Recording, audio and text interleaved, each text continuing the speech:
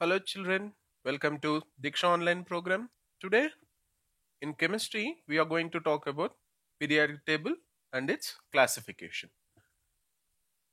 What is the use of classification of elements? Why do we need to classify the elements? The question is because the elements are existing in lots in number. We can have an elements nearly today 118 elements are existing in the periodic table. When we go back to 1700s, slowly one by one element is coming into existing. Scientists were comfortable in remembering the properties, individual characteristics of an element.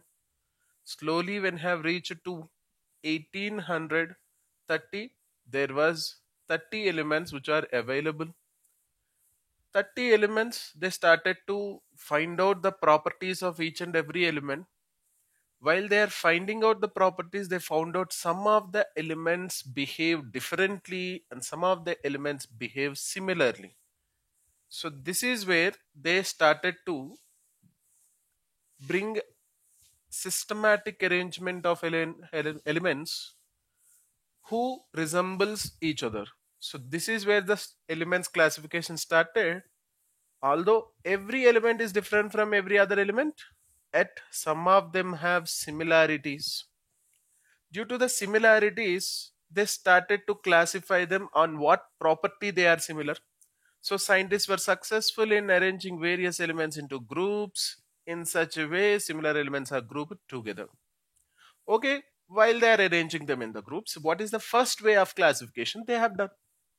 The first early attempts in the classification, if you see, the scientists started to group them into and elements into two groups. The 30 elements were existing at that time. They arranged the elements into two groups, namely metals and non-metals. The defect in the classification was it has no place for a metalloid. What is a metalloid? Elements which have properties of both metals and non-metals, which were discovered later. So they were not able to classify them into metalloids. They only classified the elements into metals and non-metals, which no longer existed because metalloids are also being present, which shows the properties of metals, also the properties of non-metals. So this was discarded. Scientists were continuing their efforts in bringing the elements into groups. The most one of the successful classification of that time was Daubernier's law of triads. Daubernier has brought three elements into a set of groups of elements are three into one set. What is the three elements classified on basis of? It is classified in the on the basis of their atomic weights. Where till now we have seen based on the nature of the elements we have classified metals and non-metals. Now Daubernier has moved one step ahead, taking atomic mass into consideration for the similarities of the elements. So he brought out with a classification. Daubernier classified elements in the increasing order of their atomic masses into groups called as triads. In each triad, meaning three elements taken into a set, the atomic mass of the middle element was approximately equal to average atomic mass of other two elements. Atomic mass of middle element is average of the other two elements. So the defect in the classification was that all the elements existing of that time were not arranged in this order. Only three sets of elements he has taken. That means only 9 elements he successfully explained the classification for 9 elements out of 30 elements existing of his time. Now question is, what are those 9 elements? What are those three triads? These are the three triads Daubernier has given: lithium, sodium, potassium, calcium, strontium, barium, chlorine, bromine, iodine. Now, what is the middle element in lithium, sodium, potassium is sodium. What is the atomic mass of this one is 23. So, what is the average of the first two? 6.9 plus 39 by 2. 6.9 plus 39 by 2. That becomes your exactly, if you take 7 plus 39 approximately, it will be 46 by 2. 46 by 2 is 23. Yes, we got this answer correctly. Yes. So, this is Daubernier's law of triads. The central element atomic mass is an average of the other two elements atomic masses. In the same way, strontium, if you take 87.6, is an average of first and third. Average of these two divided by 2. If I am taking 79.9, this is average of these two divided by 2. Now, when you are taking this particular one, average of these particular elements gives you the atomic mass of the central element, law of triads, but this was not applicable for the rest of the elements existing by his time. Only he is successful of explaining 9 elements. Moving forward, to overcome this drawback, in 1865, a new scientist who has come, British chemist, has moved forward with a new concept called as law of octaves. So who gave law of octaves? By now, everyone would have been knowing this, correct? Yes, your imagination is correct. Who is it? John Alexander Newland. In 1865, he gave law of octaves. What is law of octaves? According to law of octaves, in the increasing order of atomic masses, every eighth element resembles similarity chemically with the first element. Now, what did Newland has taken? Not only the physical properties into consideration, he started to move with chemical properties also. And he says it is the arrangement of the elements should be done in the increasing order of atomic masses. When we are arranging them in the increasing order of atomic masses, every eighth element resembles the first element of it in the order respectively. That means for eighth element it is first element, for ninth element it is second element, for the 10th element it is third element. So like that, every eighth element will represent the properties are resemble chemically the first element respectively. So he started to classify the elements, and he has given the elements which are existing. Approximately 56 elements were existing by his time, and he gave this type of periodic table by his time. How many elements he have classified? He have classified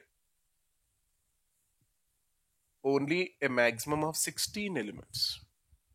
Of total 56 elements existing of his time, he was successful in giving a table of 16 elements starting from lithium, and it is applicable only up to calcium.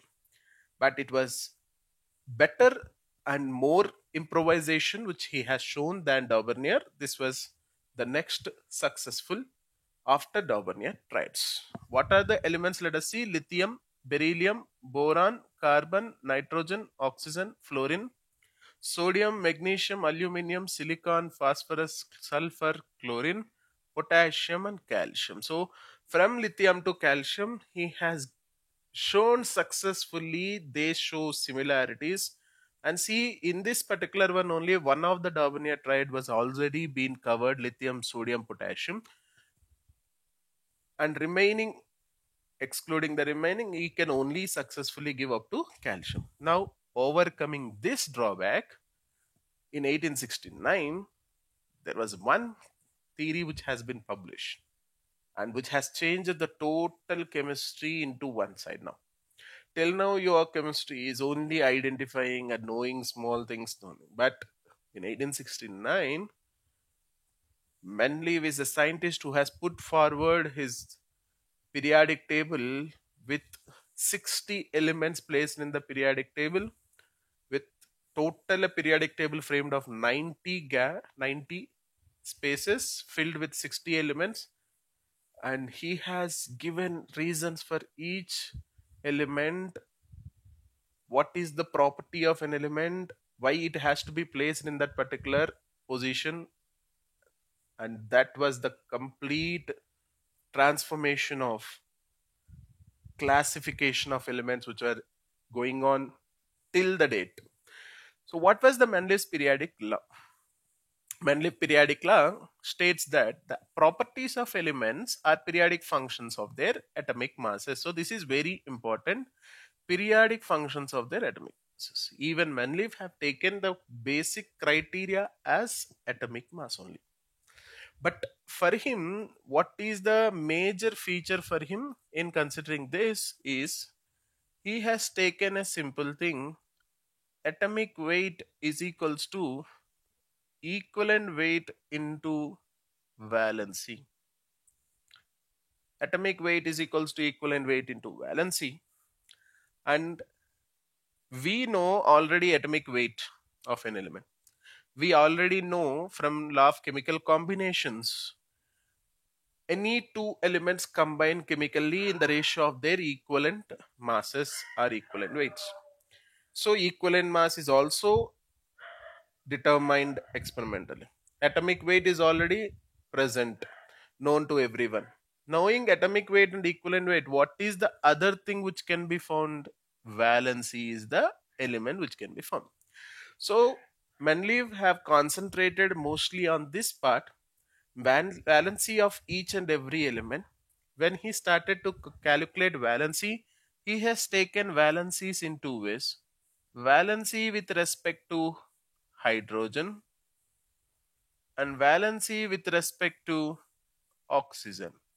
So taking valency with respect to hydrogen and valency with respect to oxygen, he started to classify the elements into 8 subgroups, 8 groups. So 8 groups he has divided. Valency of an element taken into consideration, he has divided the total elements arrangement into 8 groups. So the 8 vertical columns came known as groups have been framed, and the elements are arranged orderly in the atomic weight order and finally came to 7 horizontal rows. So the total periodic table framed by him will have 7 horizontal rows called periods and 8 vertical columns known as groups. Each group is subdivided into 2 subgroups, A and B. Because if you take some elements behave similarly, but the atomic weight order does not follow a regular trend if you place them away from the element which is already existing in a box. So what he did, he arranged the elements in such a way where you have an element which is existing within the box. He framed 2 elements within a box allotted for an element. He framed 2 elements which represents similar in their properties. He placed them in one group. What was the reason? Because both resemble same valency. But if you place them separately in 2 different places, the atomic weight order, the periodic table becomes complicated. So to remove the complications in the framing of periodic table, what he did, he framed one element to the left of the top of the table. I can say it is like this. It can be assumed in this way. You have a table in this one. On the top of this one, on the bottom of this. Or we can say in this way, you have a periodic table which has been in this way. Box is given for one element. On the left top, one element is placed. For example, if I take sodium, on the bottom, he has placed another element like this. So if I am taking one element above, one element below, and these are named as A group of elements and these are named as B group of elements. So he divided the periodic table, the elements each group is subdivided into two subgroups, A subgroup elements, B subgroup elements. So the elements are arranged in increasing order of atomic masses. Elements with similar chemical properties are placed together in a group. First three periods are shorter and the remaining periods are longer. First three periods shorter, remaining are longer. Let us see in the periodic table. You have seen this. First period has only one element, hydrogen. Second period, lithium to fluorine, 7 elements. Third period, sodium to chlorine, 7 elements. So the first three periods are small. But now if you see, this is an element over here. We call it as A. And this is the element we have here. This is taken as B. A subgroup element and B subgroup element. Top left will be A and bottom right corner will be the B. So within a same group, two subgroups he divided, and from the fourth period onwards, each group will have two subgroups, A subgroup elements and B subgroup elements. A group elements behave in a different manner and B group elements behave in different manner, but they show the same valency, and because of that property he wanted to place them. And in Mendeleev periodic table, the most important point is the 8th period. We have this Mendeleev triads, we call Mendeleev triads, where you have three elements resembling in their similarities in their atomic masses, similarities in their properties. He clubbed all the three elements into one group, one particular group. So all three are represented as 8th period elements as per Mendeleev periodic table. So this is Mendeleev triads. Coming to merits of Mendeleev periodic table. By now you might have already completed your 10th. Everyone is known, very familiar with all this. So it's just a recap for everyone. Mendeleev periodic table merits, positions, prediction of new elements. This was the most we can say the excellency of Mendeleev, we can say, because his thought process was very strong. The elements which were not existing by his time, he gave the atomic mass of an element, property of an element, and also the position of an element. Showing the position, he gave some gaps. Let us go back into the table. He kept some gaps over here. See here, see here. He left some gaps over here. What are these gaps for? These gaps for this particular one, for his discovery. There are elements which were not at all discovered yet, but still they will be having these properties. They will have this atomic mass. This is the valency. This is the position. That clarity he has given, and that was the merit majorly. He's been taken as the one of the greatest scientists because of these reasons. And what are those elements? We have three elements basically which has been given by Mendeleev. What are those? Is Eka boron, Eka aluminium, Eka silicon. What is Eka boron is scandium, Eka aluminium is gallium, and Eka silicon is germanium. He also predicted the properties of these elements. Hence, the Mendeleev periodic table led to the discovery of new elements also. Continuing the merits of the Mendeleev periodic table, the systematic study of the elements made it very simple and systematic study for the periodic properties of the elements. Correction of doubtful atomic weights. Based on the chemical similarities, he corrected the atomic weights of few elements like beryllium from 13.5 to 9. Originally, if beryllium is 13.5 and boron is 11, beryllium has to come after boron. But after he corrected beryllium from 13.5 to 9, then it was appropriate of placing beryllium before boron, and that clarity has been given by him. Similarly, he corrected indium, uranium, such type of elements also. But this was the major key role, correction of atomic weights. What is the formula he used? Simple, I told you. Atomic weight is equal to equivalent weight into valency. That's the simple. Demerits of Mendeleev periodic table, anomalous positions of hydrogen. Now, if you talk about hydrogen, hydrogen is placed in 1A group elements in the periodic table, but it resembles in the properties of both alkali metals 1A group elements and halogens 7A group elements.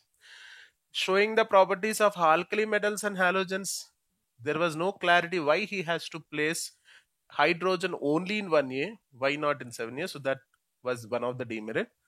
Anomalous pairs of elements. Some elements with higher atomic masses were also being placed before the less atomic mass, and such type of exceptional. We have three types of anomalous pairs. Three such anomalous pairs can be observed in the Mendeleev periodic table. One of the pair is after inert gases have come into existence, but before that, two anomalous pairs. So basically, three pairs are anomalous which have been shown in the periodic table.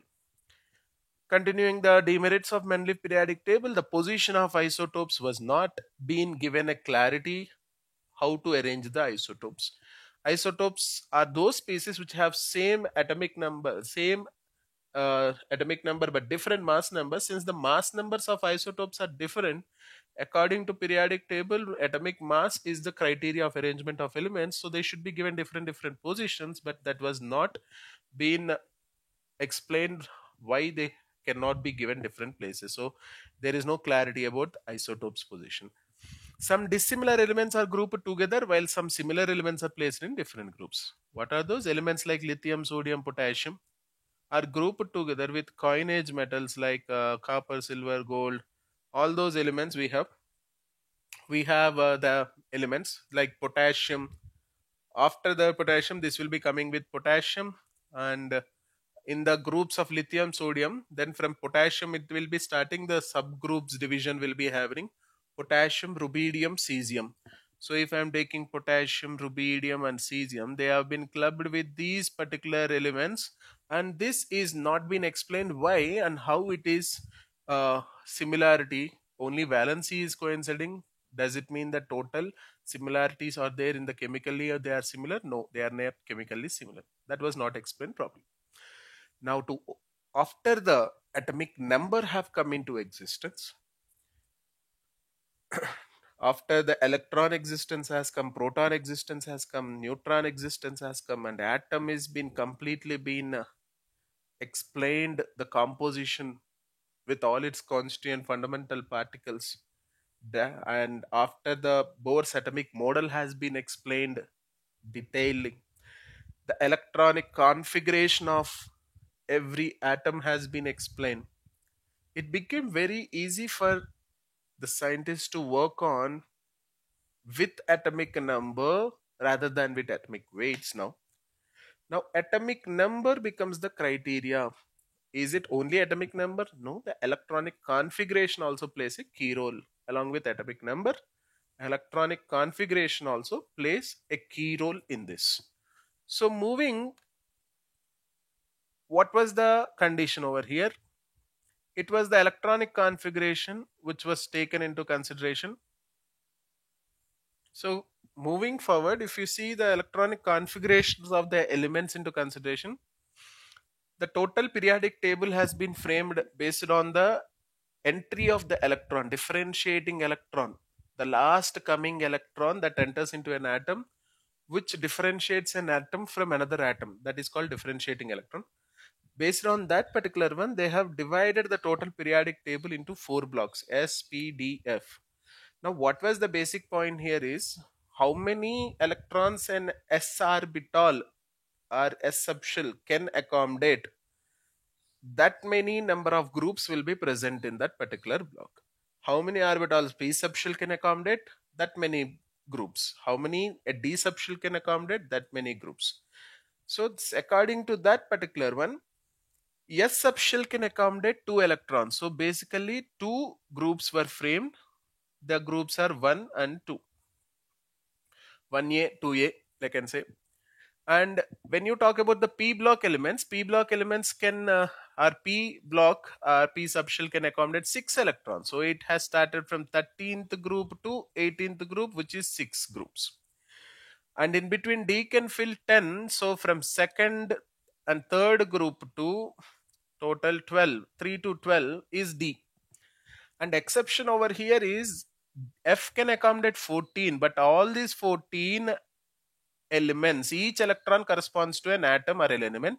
All these 14 resemble similar to each other and similar atomic masses to each other, and so there is no separate positions. All are placed in one group, and they have been placed along with the D block element and in the third group. So the third group, F orbital or F block elements are placed along with D block elements in third group in one place. So overall, if you see, it is from 1 to 18, total 18 groups of elements can be framed. 18 groups of elements can be framed in this. So the modern periodic law is the physical and chemical properties of elements are the periodic functions of their atomic numbers. In modern periodic table, elements are arranged accordingly to the electronic configuration and atomic numbers. The modern periodic table consists of 18 groups. I have shown you the reason why 18 groups are there. And 7 periods. We already know 7 periods already existing in Mendeleev periodic table. Now, in Mendeleev periodic table, it's only 8 groups. Now, he divided the modern periodic table is giving you 18 groups with 7 periods. What are those periods? We can say first period starts with hydrogen, ends with helium. Only 2 elements are existing. Second period starts with lithium and neon, ends with neon, 8 elements. Third period also starts with sodium, ends with argon, 8 elements. Fourth is from potassium to krypton, 18 elements. Fifth, rubidium to xenon, 18 elements. Sixth, cesium to radon, 32 elements. So this is the longest period. So this is the longest period. When we say longest period, this particular period is the longest period. And the 7th period is the incomplete. Still it is going on. The works are going on identifying the elements. So 7th period is incomplete. So the first is the shortest. So when you talk about the periods, the shortest periods, we can say this is shortest period. Second and third are taken as short periods, and the fourth and fifth can be taken as long periods, and sixth is taken as longest period. So generally remember, this is the terminology we use: shortest first period, short second and third, long fourth and fifth, longest sixth. So these are the elements. Correspondingly, if you observe one common point, starts with alkali metals. It starts with alkali metals and it ends with inert gases or noble gases. So inert gases, so starts with alkali metals and ends with inert gases. That is the periodic table, framing of the periodic table which has been. Moving, we can see this is the periodic table which is given. The hydrogen is shown because hydrogen is exceptional. Its position is not been clear. Even till date, it is not given a clarity why it has to be placed. So it is given some green color. Except hydrogen, remaining every element in that particular group are metals. Hydrogen is a non-metal. Even though it is non-metal, it is placed along with these elements. So that's where the contradictions. After the lithium to francium, yellow color they have shown, they are representing the alkali metals. Beryllium to radium, they are shown with a light blue color, which is alkaline earth metals. These are the metals which are the most reactive metals. And the orange color D block elements which are shown, they are transition metals. And we have in the P block elements, you can see the colorless. These all represents the non-metals. So these all represents the non-metals, and these are inert gases. The inert gases are here, and you can see these are the poor metals which slightly start to transform into metallic property from non-metallic property. So that's where they are poor metals. And F block elements which we call as rare earths. These all are the rare earths, and radioactive elements also will be coming under the periodic table. So this is the full slide or full structure of the periodic table, elements occupying all the positions. Now moving forward, classifications of elements into blocks. As I've said, who will be the deciding factor of this is your differentiating electron. If the differentiating electron is entering into S subshell, then the elements are said to be S block elements. But the differentiating electron has to enter into the valency shell S subshell. Valency shell S subshell. So that makes the arrangement of the elements. If S orbital can accommodate 2 electrons inside it, so S subshell or S block will also have 2 elements having the outermost configuration with 2 groups, NS1 alkali metals, NS2 alkaline earth metals. So general electronic configuration for lithium, sodium, potassium, rubidium, cesium. These are represented with NS1. So this is what is the N represents the period number. N represents the period number. That means if I say lithium, lithium is second period, so 2s1. Potassium is fourth period, 4s1. Like that, we have the electronic configuration. Same way, beryllium, magnesium, calcium, strontium, barium, radium. If you take these are represented with NS2 configuration. Again, N represents the period number. So each one can be given their example. Now I'll take magnesium. This will be 3s2. 3s2. So this is how the configurations can be given for these elements.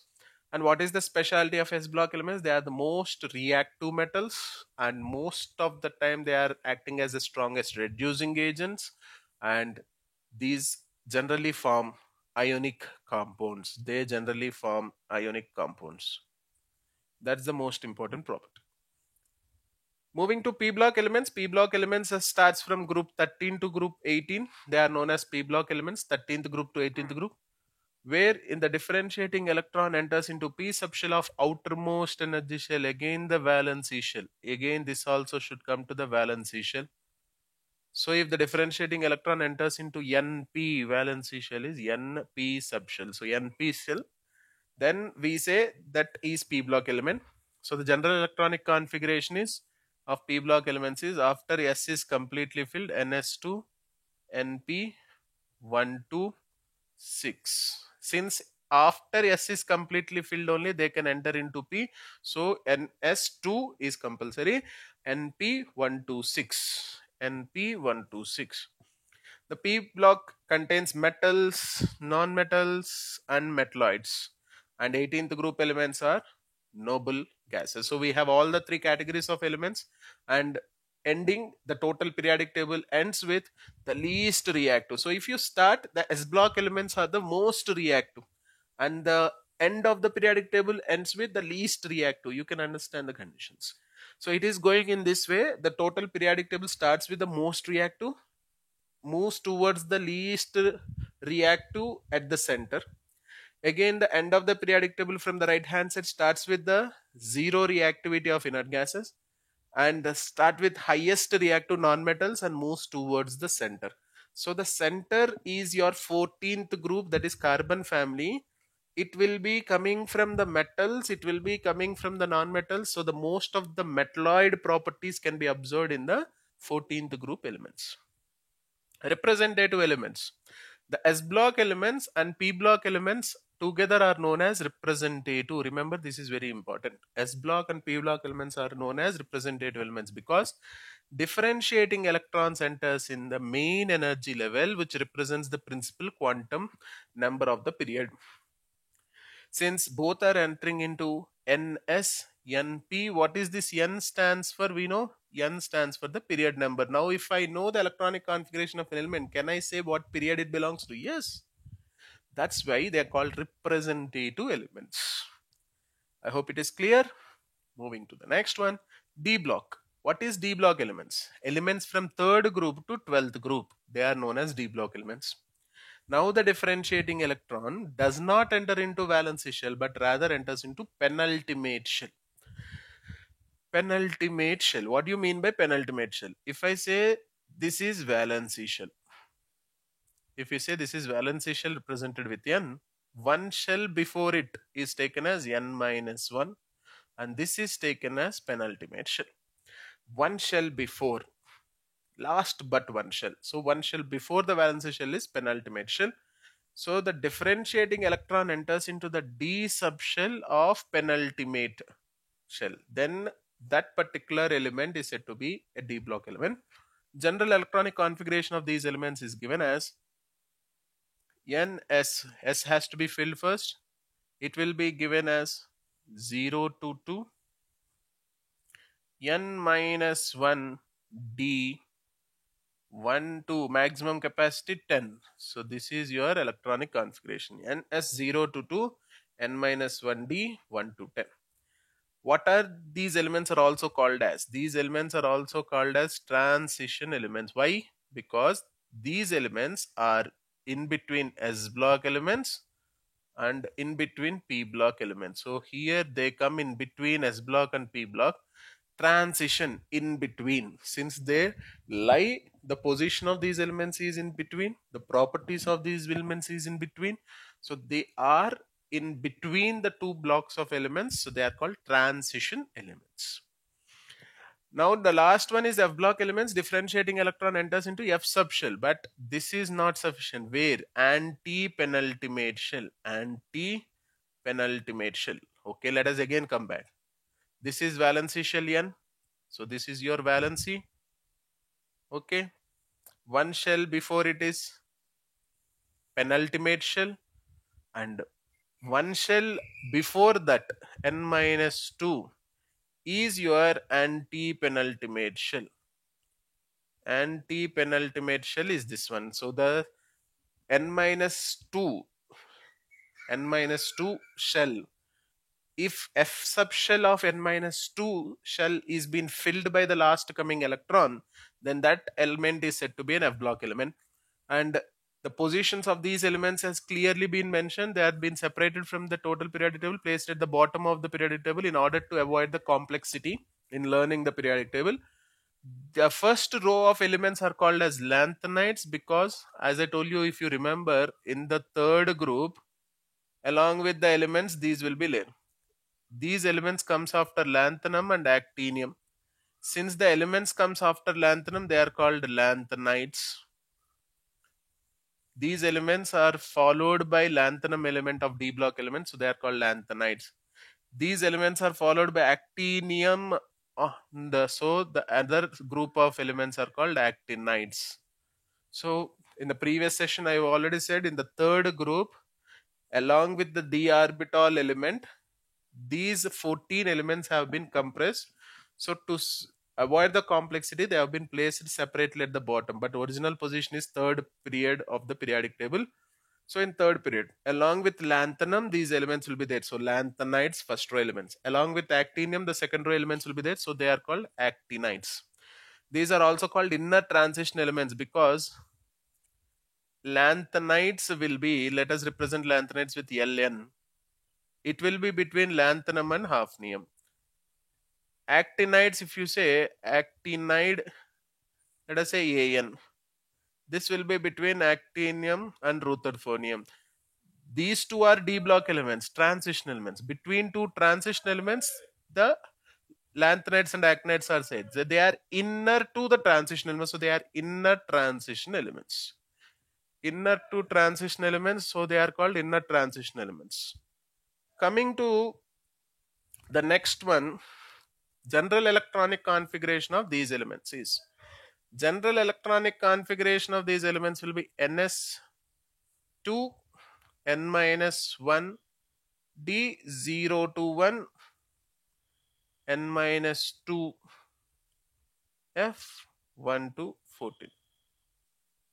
So this is a electronic configuration, ns2 n minus 1d 0 to 1 n minus 2f 1 to 14. Originally you can write first, this should be written, then this, then this. You can write 1, this will be first, this will be second, and this 3. But why I am writing in this way? Because in your periodic table, first S will be filled, then D will be filled, then F. So to understand, I am writing in this order.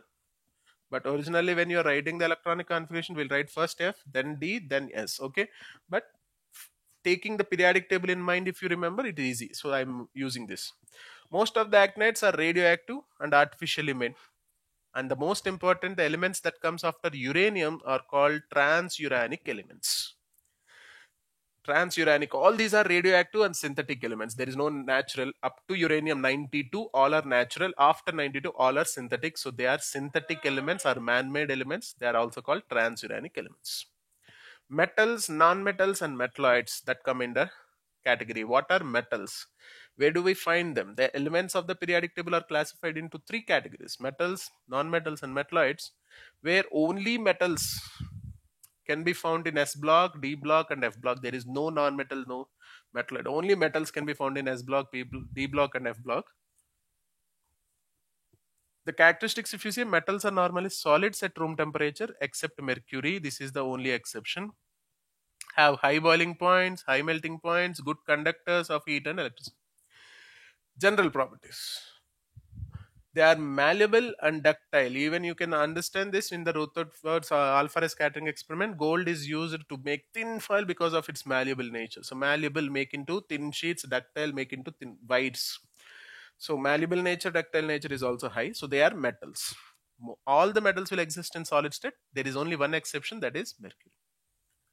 Moving to the next one is the non-metals. Non-metals are found in the right side of the extreme right side of the periodic table, that is in the P block elements. We'll see as we move more and more towards the right hand side, the number of non-metals starts on increasing. You can see in the periodic table I have shown you previously, carbon is the only non-metal in the 14th group. Then it comes to 15, nitrogen and phosphorus, 2 elements increases. 16th, it will be 3 elements increase. So the number of elements go on increases. When it comes to 17th group and 18th group, it is full of non-metals that will be formed. So as we move more and more towards the right hand side of the periodic table, the number of elements which are under non-metals will be increasing. All these non-metals can be found in three physical states: solids, liquids and gases at room temperature. We can see in three physical states. They have low boiling points, low melting points, non-conductors of heat and electricity. Since they are non-metals, they don't show any malleable nature, they don't show any ductile nature. But 14th group elements, as I said, moving from the metals and moving from non-metals, if you are moving towards the center elements are carbon group. So these elements of carbon family generally show the properties of both metals and non-metals, so they will be taken as metalloids in the periodic table. Periodic trends in the properties of the periodic elements, where you're talking the properties of elements show regular pattern as the atomic number increases from left to right across a period and down a group. The periodic elements are, if you talk about repetition, if I say there is a property like I have atomic radius is increasing top to bottom, ionization energy is decreasing top to bottom. So one property I'm talking about in a group, what is happening to that property, what is happening to the property across the period. If I talk about the repetition of a property after a regular interval of time, that is called periodicity. So if you observe a regular pattern as atomic number increases from left to right across a period or top to bottom along the groups, then that type of properties are called periodic properties. Such properties which show regular variation across period or along the group are known as periodic properties.